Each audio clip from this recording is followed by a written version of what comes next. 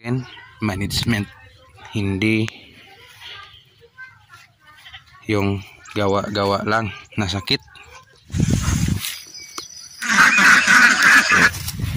Dali lang. Napakasimple.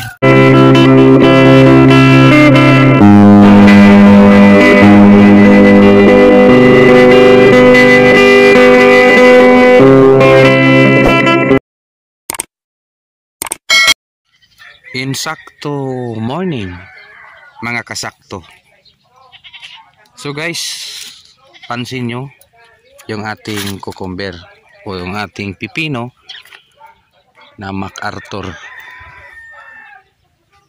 So kayo na naman magsabi guys kung anong hitsura ng ating pipino ngayon o ating tanim. Ano ba yung pagkakamali sa ating area 2? Sa area ito ni sa aking ama ito.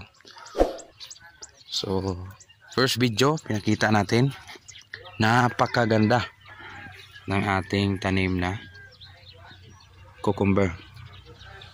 It's because ano yung pagkukulang. Again, management, hindi yung gawa-gawa lang na sakit, pero wala naman kagustuhan sa mga ganitong tanim. Sa management, okay. Fertilization guide, okay. Sa paglagay ng balag, okay. Failure, ano yung namimiss sa application na ganito? Ito yung tuyo na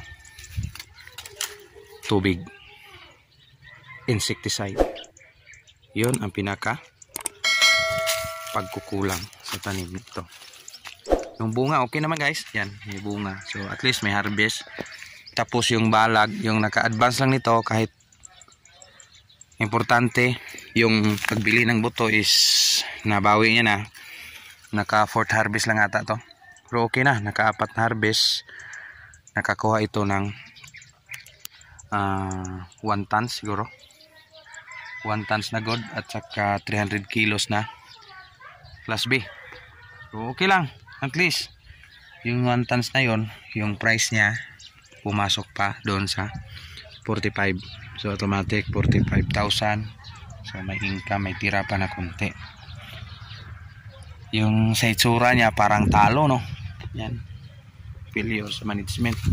Pero ano kaya kung natama yung kanyang tira o yung management niya hindi na failure o hindi na delayed, marami pa yung bunga, pwede pa yan harvest. Ang second is yung balag at saka yung twine, single twine is nandyan pa.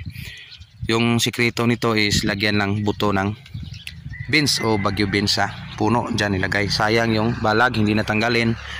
Ano mo na yan, income mo na yan, advance mo na yan, save ka na sa labor dyan. At saka lagay ka na lang beans o bitter gourd o Galaxy Max F1, Marguso o Palia, anong term sa inyo, kung ano gumagapang na tanim, yung mga vines na tanim, pwede din itanim nyo dito sa gilid. Yan, palayan ito dati guys, pero kinonvert into vegetable kasi nasa short na yung tubig dito. So, domino effect pa rin sa tubig. It's because walang tubig, nagbigay ng abono.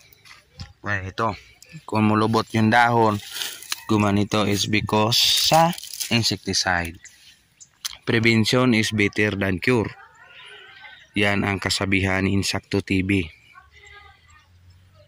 Huwag mabahala, nasabi na, magsabi ka na, ay wala pa yung piste, wala pa, hindi pa dumapo. Pero what if, kung dadapo na, dyan ka na. Sabi nga nila, manguros sa Cebuano na term, sa amin sa Bisaya. Kunya ra ka manguros, hindi mo kilat na. Make a foundation. In case, kung matamaan ka, mayroon ka ng pundasyon na naigawa. Gaya nito, kung advance lang sana, hindi naman natin sinisisi yung nagtatanim. Yung atin is huling abot ng management, huling application. Walang prevention. Ano-ano ba yung mga nakaligtaan nito? Siyempre, yung AI ng ating fungicide. Alam nyo ba? May fungicide na protective at preventive. May video tayo dyan sa ating kalabasa. So, ang nangyari sa ating kalabasa, same pa rin ito. Failure management, zero harvest. Yung ating kalabasa, sakit na sakit. Pero binawi yun ni Calisto F1 ng umabot na 1 taon. Doon tayo nakapagkuha ng pambayad. Yan. Pero ito, naka-harvest, may income pa, pero hitsura, may balag ka pang natira, may tanim ka pa natira. Ito, mabibili pa naman ito guys. Sa murang halaga lang kasi yung quality niya, napakababa na, napaka low quality na. Pero at least sa low quality niya, napagkitaan pa. Unlike ni kalabasa, yung Suprema F1, wala. Again, hindi natin masisisi yung variety guys, kasi si variety, mayroon variety na consistent, lumalaban. Pero sa temperature ngayon, sa klima natin, yung humidity, hindi normal. Hindi normal. Buti pa yung Bagyo B namin na picture ni Kabay. Si Kabay official, shout out Kabay. Mga Kabay official yan. Tinaniman na niya ng ano yan, beans doon. Pinapasyal, may video tayo dyan. Pasyal tayo dyan. Tapos ito yung katabi. Area to ito guys. Yan. So, pwede pa naman mabenta. Yung iba-iba, pero at least nakabawi na sa buto. Yung labor, hindi pa. Pero sige lang, at least makatanim tayo ulit. Meron ng balag. Plano nito, beans na naman. Mataba-taba ba yung lupa guys? Paano ba tumingin ng lupa na mataba? Yung mga regulars, yung mga lumot, nandyan pa oh. Sayang.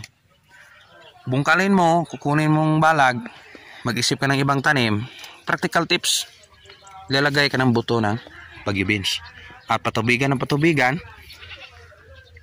1 buwan at kalahati, haharbis ka na nun kung matamaan mo ng magi. Again, disinfectant. Hindi ka pa makapagpunla, disinfect mo na yung area. Gusto mo na siyang tirahin agad, ubusin mo siya. Disinfect mo, advance mo ng mga hindi curative fungicide, prevented and curative. Cymoxamil, active ingredient. Cymoxanil, maraming mga active ingredients sa mga fungus. Kasi yung mga fungus nito guys, may iiwan, babagsak sa lupa. Ang technique mo dyan is defensive. Preventive, himanggusib, sa mumurang mga active ingredients ng fungicide, nandyan yan. Pero pagsamahin mo sa cymoxanil, mga ridumil, mga ganyan, dapat tirahin mo siya. Pagbulas ng dahon ng sunod mong tanim, jack, lalabo yan at saka abunuhan. I-control mo yung pest, hindi ka maghintay na madapuan ng sakit ng unang tanim. So yan lang muna ang kuntang tips dito sa area 2, Insakto TV, Canlaon City, Negros Oriental. Magbibigay ng tamang turo sa tanim. Practical tips, hindi tayo susuko kahit anong tanim. Huwag tayong manibago sa isang tanim kasi hindi makikita mo yung income kung sa isang tanim ka lang titingin. Tingnan mo. Kung pagkatapos nito, hindi naman yan palaging lugi. May tatama naman. Kung anong sikip sa mga ulap doon sa bulkan, hindi makikita, ganun din ating pananim. Makita na yung bulkan, makikita mo na yung income. Salamat, Insakto TV.